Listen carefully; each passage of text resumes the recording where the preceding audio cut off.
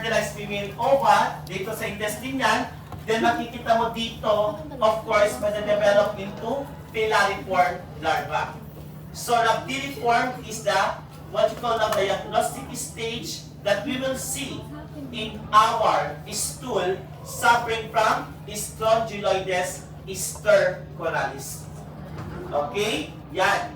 Now, there are 3 phases of acute infection. Una, invasion of the skin by filariform larva. Meron agad dito skin infection. Pruritus, no? Then migration of larva in the body, and therefore, penetration of the intestinal mucosa by adult female worms. Yan ang nangyayari kay Strongyloides stercoralis. Then after that, the disease, pwede magkaroon ng erythema. This means pangangate at pamumula, no? In the skin. Elevated hemorrhagic papules. Then, lobar pneumonia, pag may extraintestinal invasion. Light infection, okay lang, intestinal symptoms lang. Pero pag heavy infection, there is Cochin China diarrhea. Ito ay nanggaling sa Vietnam term na Cochin China. And at the same time, there is intermittent diarrhea. Worst scenario, malabsorption. And at the same time, another worst scenario, auto-infection. Okay? How can we identify? First, direct fecal smear. Ito na, Behrman Panel Gauss method. Sir, ano ang Behrman Panel Gauss method? This is a parasitological technique that use simple apparatus. Makikita mo dito na kung saan ilalagay natin yung ating stool with a gauze as a filter to extract the live motile nematode larva from the fecal soil or blood or the stool.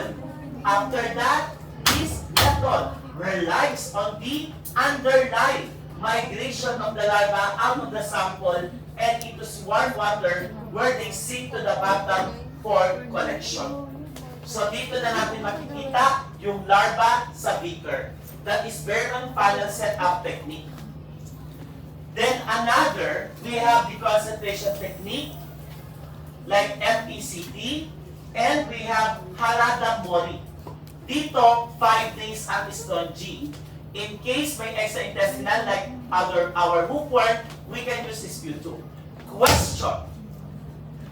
Sir, ano ang pwede namin makita sa sputum? Anong stage? Is it adult, egg, or larva? Larva is the correct answer. Okay? Next, Enterobius verbicularis. Kaya? Type na ba? Wala, hanggang ang question kasi sa akin hanggang ano eh. Ang second question sa akin, sige. Capillaria philippinensis. Parang konti ng lecture ko today. I'm not satisfied. Ha? Ano? Nagpa-quiz kasi. Okay. So, ang quiz natin next week hanggang Enterobius. Kaya, i-discuss ko muna si Enterobius tapos quiz. Ha? Ano? Hindi ko pa i-discuss si Enterobius kasi hindi na na-absorb. Yung iba sa inyo yung gumagul na. Parang may hangover. Ha? Parang gumagul na kayo. Sir, kaya pa? Gagawin kayo. Mahirap ba? Kaya niyo yan?